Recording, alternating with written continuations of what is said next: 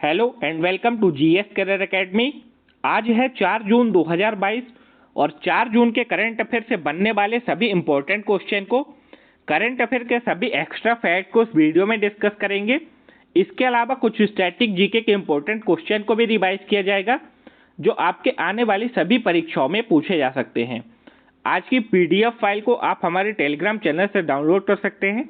Telegram channel की link इस video के डिस्क्रिप्शन में दे दी गई है, तो आप लोग लिंक के थ्रू टेलीग्राम चैनल को ज्वाइन कर लीजिए, जहां से आपको डेली करंट अफेयर की पीडीएफ मिल जाएगी। तो चलिए अब स्टार्ट करते हैं आज के सेशन को।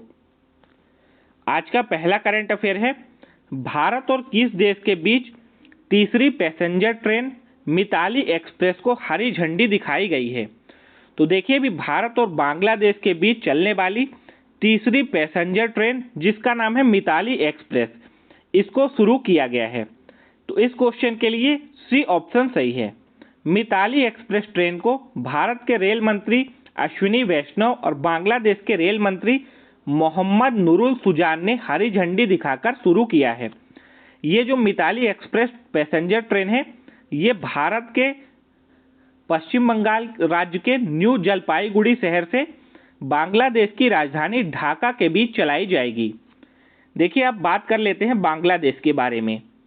तो ये है लोकेशन बांग्लादेश की मैप में। बांग्लादेश की राजधानी क्या है? ढाका। और बांग्लादेश की करेंसी है टाका। बांग्लादेश के इस समय प्राइम मिनिस्टर है शेख हसीना और यहाँ के प्रेसिडेंट है अब्दुल्ला हामिद। बांग्लादेश में गंगा नदी को पद्मा के नाम से जाना जाता है। ब्रह्मपुत्र नदी को बांग्लादेश में जमुना के नाम से जाना जाता है। दोनों फैक्ट इंपॉर्टेंट है सभी परीक्षाओं के लिए। देखिए, बांग्लादेश को 26 मार्च 1971 को आज़ादी मिली थी। बिम्स्टेक अंतर्राष्ट्रीय संगठन का मुख्यालय बांग्लादेश की राजधानी ढाका में है। बिम्स्टेक में कितने देश शामिल हैं? तो बिम्स्टेक में देखिए टोटल 7 कंट्रीज शामिल हैं। ये एक अंतर्राष्ट्रीय संगठन है। संप्रति नामक संयुक्त सैन्य अभ्यास ये भारत और बांग्लादेश की सेना के बीच में आयोजित किया जाता है। तो इतने फैक्ट आप लोग बांग्लादेश से रिलेटेड याद रखिएगा। फ्रेंड्स, जो लोग जीएस करियर एकेडमी के चैनल पर पहली बार आए हैं या फिर अभी तक सब्सक्राइब नहीं किए तो सब्सक्राइब जरूर कर लीजिए आप लोग इस चैनल को, जहां से आपको डेली करंट अफेयर की क्लास सुबह 6 बजे मिल जाएगी। साथ में इस वीडियो को आप लोग लाइक और शेयर करिएगा। नेक्स्ट करंट अफेयर है, किस राज्य सरकार द्वारा ACB 14400 नाम का एक ऐप लॉन्च किया गया है? तो देखिए, अभी आंध्र प्रदेश के मुख्यमंत्री YS जगन मोहन रेड्डी ने ACB 14400 नाम से एक ऐप को लॉन्च किया है। तो इस क्वेश्चन के लिए डी ऑप्शन सही हो जाएगा। ये ऐप कहां पर लॉन्च हुआ है? आंध्र प्रदेश में। इस ऐप के माध्यम से राज्य के सभी लोग राज्य में किसी भी सरकारी अधिकारी के खिलाफ भ्रष्टाचार की शिकायत कर सकते हैं। फ्रेंड्स, ये है मैप आंध्र प्रदेश का। देखिए, ये पुराना मैप है जिसमें आंध्र प्रदेश में टोटल 13 जिले थे और अब 13 और जिले ऐड हो गए हैं आंध्र प्रदेश में और जिलों की संख्या हो गई 26। और ये नया मैप है आंध्र प्रदेश का। आंध्र प्रदेश से रिलेटेड टॉप करंट अफेयर जो बनते हैं, Skoch state of governance ranking 2021 में पहला स्थान मिला है आंध्र प्रदेश को। स्मार्ट पुलिसिंग इंडेक्स 2021 में आंध्र प्रदेश शीर्ष स्थान पर रहा है। राज्य सरकार ने जगन्ना स्मार्ट टाउनशिप पोर्टल को लॉन्च किया है। भारत में फलों का सबसे बड़ा उत्पादक राज्य आंध्र प्रदेश बना है। आंध्र प्रदेश भाषा के आधार पर गठित होने वाला भारत का पहला राज्य है। आंध्र प्रदेश की राजधानी है अमरावती और यहाँ के मुख्यमंत्री हैं YS जगन मोहन रेड्डी। राज्यपाल हैं Vishwabhushan Harichandan. Next current affair है, हाल ही में केंद्रीय सामाजिक न्याय एवं अधिकारिता मंत्रालय द्वारा अनुसूचित जाति के गरीब छात्रों को गुणवत्तापूर्ण शिक्षा प्रदान करने के लिए कौन सी योजना को शुरू किया गया है? तो अभी केंद्रीय सामाजिक न्याय एवं अधिकारिता मंत्रालय द्वारा ST वर्ग के गरीब छात्रों को गुणवत्तापूर्ण शिक्षा प्रदान करने के लिए श्रेष्ठ योजना को शुरू किया गया है। तो इस क्वेश्चन के लिए सी ऑप्शन सही है। अब यह श्रेष्ठ योजना क्या है? तो देखिए, श्रेष्ठ का फुल फॉर्म है scheme for residential education for students in high schools in targeted areas. देखिए, श्रेष्ठ योजना का लाभ एसटी वर्ग के उन गरीब छात्रों को मिलेगा जिनके माता पिता की वार्षिक आय 2.5 लाख रुपए से कम है। इस योजना के माध्यम से मेधावी छात्रों को कक्षा 9 से 12 के बीच में सीबीएसई की जो आवासीय स्कूल है यानी रेसिडेंशियल स्कूल है, इनमें प्रवेश दिया जाएगा और जो प्रवेश देने के बाद स्कूल का पूरा खर्चा होगा ये केंद्र सरकार उठाएगी। और इस योजना को किसने शुरू किया है? केंद्रीय सामाजिक न्याय एवं अधिकारिता मंत्रालय ने, और वर्तमान में इस मंत्रालय के मंत्री हैं doctor Virendra Kumar. Next current affair है, हाल ही में विश्व साइकिल दिवस यानी वर्ल्ड बाइसिकल डे कब मनाया गया है? तो देखिए, अभी साइकिल से होने वाले फायदों के बारे में जागरूकता बढ़ाने के लिए 3 जून को विश्व साइकिल दिवस मनाया गया है। तो इस क्वेश्चन के लिए डी ऑप्शन सही है, विश्व साइकिल दिवस। इसको मनाने की शुरुआत यूनाइटेड नेशन के द्वारा वर्ष 2018 में की गई थी और तब से हर साल 3 जून को विश्व साइकिल दिवस मनाया जाता है। देखिए, साइकिल के अनेक फायदे हैं। एक तो आपके शारीरिक व्यायाम हो जाता है साइकिल चलाने से, और दूसरा हमारे पर्यावरण को जो पेट्रोल और डीजल से चलने वाली गाड़ियों से नुकसान होता है वो भी कम होता है अगर आप साइकिल से अपनी यात्रा को पूरा करते हैं।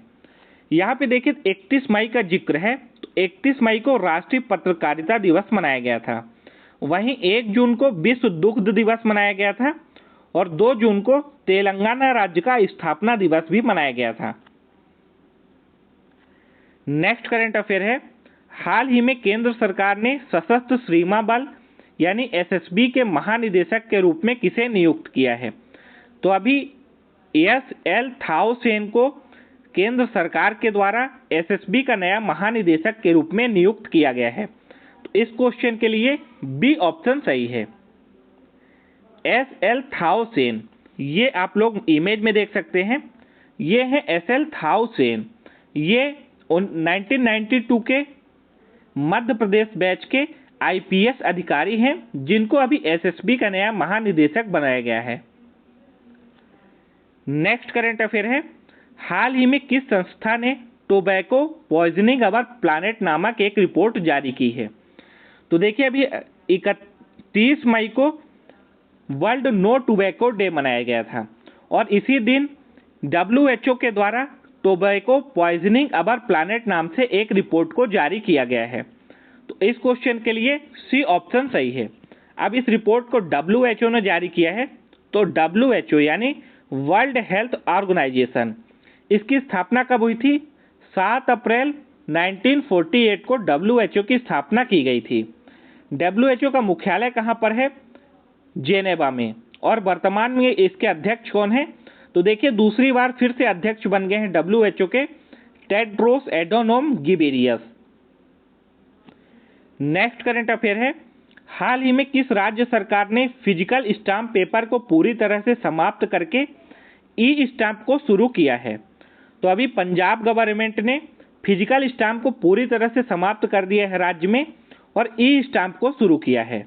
एक्चुअली में पंजाब में पहले अगर आप 20,000 से ऊपर का स्टाम्प खरीदते हैं तो आपको ई स्टाम्प खरीदना पड़ता था, लेकिन इससे कम के अगर स्टाम्प ले रहे थे आप लोग तो आपको फिजिकली स्टाम्प लेना पड़ता था और इससे क्या होता था? कर में चोरी होती थी। लेकिन अब अगर आप 1 रुपए का भी स्टाम्प पंजाब में खरीदेंगे तो आपको ई स्टाम्प लेना पड़ेगा। अब पंजाब, तो पंजाब की लोकेशन आप लोग एक बार मैप पे देखिए, ये है पंजाब का मैप। पंजाब का गठन 1 नवंबर 1966 को हुआ था। जिलों की संख्या 23 है। चंडीगढ़ पंजाब की राजधानी है। मुख्यमंत्री हैं भगवंत मान। बनवारी लाल पुरोहित पंजाब के गवर्नर हैं। निर्वाचन सीटों की बात की जाए तो लोकसभा की 13 सीटें हैं, राज्यसभा की 7 सीटें हैं और विधानसभा की 117 सीटें हैं पंजाब में। पंजाब से बनने वाले कुछ लेटेस्ट के करंट अफेयर, जगन्नाथ रथ यात्रा को राज्य उत्सव के रूप में घोषित किया गया है पंजाब में। शहीद सैनिकों के परिवारों के लिए मुआवजा राशि को 50 लाख रुपए से बढ़ाकर 1 करोड़ रुपए किया गया है पंजाब में। पंजाब सरकार ने दिल्ली सरकार के साथ ज्ञान साझाकरण समझौते पर हस्ताक्षर किए हैं। धान की सीधी बुवाई करने वाले जो पंजाब के किसान होंगे उनको प्रति एकड़ 1500 रुपए की प्रोत्साहन राशि दी जाएगी। नेक्स्ट करंट अफेयर है, हाल ही में पंडित भजन सोपारी का निधन हो गया है। पंडित सोपोरी संगीत के किस क्षेत्र के लेजेंड थे? तो देखिए, पंडित भजन सोपोरी ये एक संतूर वादक थे, लेजेंडरी संतूर वादक थे, जिनका भी हाल ही में निधन हो गया है। ये है पंडित भजन सोपोरी, जिनका भी निधन हुआ है। इन्होंने भारत की लगभग सभी भाषाओं में 6000 से अधिक गीतों के लिए संगीत तैयार किया था। देखिए, इनको सेंट ऑफ संतूर और किंग ऑफ स्ट्रिम्स की उपाधि मिली है। इनको कौन कौन से अवार्ड मिले हैं? तो देखिए, पद्मश्री का अवार्ड, संगीत नाटक अकादमी का पुरस्कार, जम्मू कश्मीर सरकार के द्वारा लाइफ टाइम अचीवमेंट अवार्ड और साथ में अटल बिहारी वाजपेयी राष्ट्रीय पुरस्कार इनको मिल चुका है और अभी हाल ही में इनका निधन हो गया है। नेक्स्ट करंट अफेयर है, हाल ही में देश का पहला और एशिया का सबसे बड़ा लिक्विड मिरर टेलीस्कोप किस राज्य में लगाया गया है? तो अभी एशिया का सबसे बड़ा और अपने देश का पहला लिक्विड मिरर टेलीस्कोप ये उत्तराखंड में लगाया गया है। तो इस क्वेश्चन के लिए बी ऑप्शन सही है। इस लिक्विड मिरर टेलीस्कोप को उत्तराखंड के Aryabhatta research institute of observational sciences वेधशाला में स्थापित किया गया है। यह है वो लिक्विड मिरर टेलीस्कोप जिसकी ऊंचाई लगभग 2450 मीटर की है और इसको उत्तराखंड में लगाया गया है। बात कर ले इसको किसके द्वारा निर्माण किया गया है? तो भारत, कनाडा और बेल्जियम के वैज्ञानिकों ने मिलकर इस लिक्विड मिरर टेलीस्कोप को बनाया है।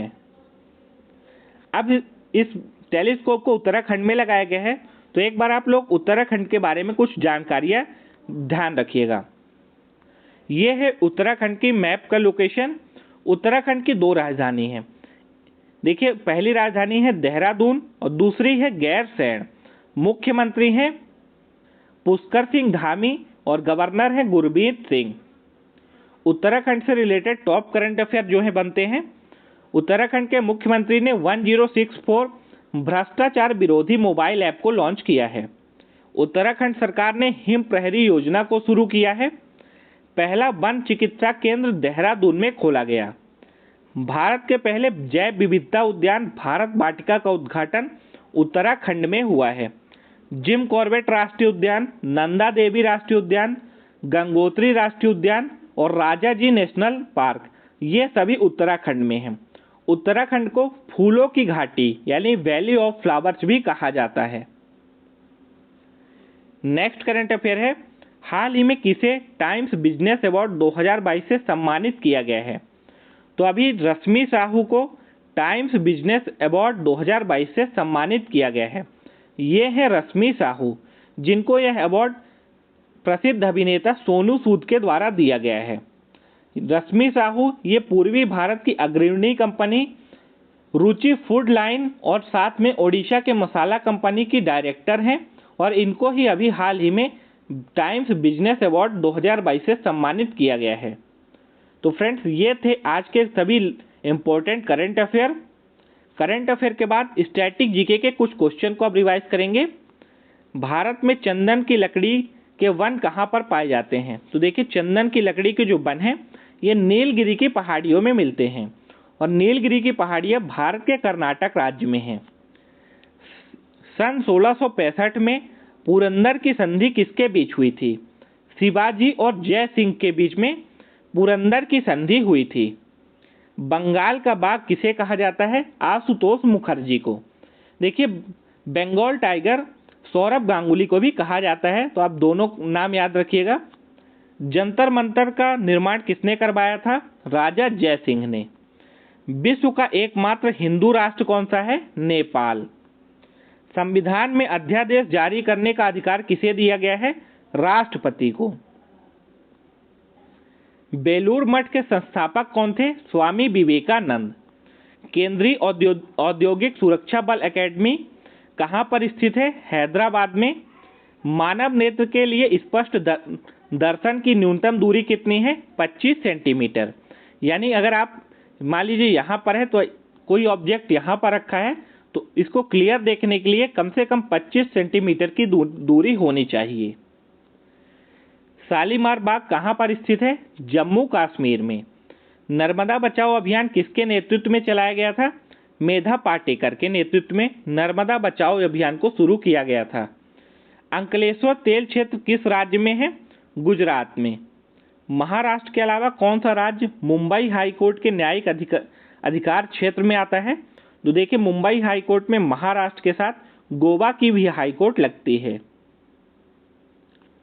अब कल के क्विज के क्वेश्चन को डिस्कस करेंगे। दोनों क्वेश्चन जो पूछे गए थे आप लोग से, पहला था किस देश का झंडा नुकीले लाल मेपल के पत्ते वाला है? तो देखिए, ये है कनाडा का झंडा जो कि नुकीले लाल मेपल के पत्ते की तरह है। भारत के राष्ट्रपति के महाभियोग में किस प्रकार की प्रक्रिया शामिल है? तो अर्ध न्यायिक प्रक्रिया ये भारत के राष्ट्रपति के महाभियोग की प्रक्रिया है। यानी जब राष्ट्रपति के खिलाफ इम्पीचमेंट लाया जाता है तो यह अर्ध न्यायिक प्रक्रिया होती है। अब आज की क्लास के क्वेश्चन, पहला है नाना साहेब ने 1857 की क्रांति का नेतृत्व निम्नलिखित में से किस स्थान से किया था? ग्वालियर, मेरठ, कानपुर या फिर लखनऊ? तो आंसर आपको देना है कमेंट बॉक्स में। भारत का निम्नलिखित में से कौन सा तट कृष्णा डेल्टा और केप कोमोरिन के बीच स्थित है? कोरोमंडल तट, कोंकण तट, मालाबार तट या फिर उत्तरी सरकार? तो बताना है आपको इन दोनों क्वेश्चन के आंसर कमेंट बॉक्स में। वीडियो अच्छी लगी हो, पसंद आई हो तो वीडियो को लाइक और शेयर जरूर करिएगा। साथ में चैनल पर पहली बार आए हैं तो आप लोग सब्सक्राइब करके बेल आइकन को प्रेस कर लें, जिससे कि आने वाली वीडियोस की नोटिफिकेशन आप सभी लोग को मिल जाए। मिलते हैं फिर एक नई वीडियो के साथ, तब तक के लिए आप सभी को जय हिंद, वंदे मातरम, टेक केयर।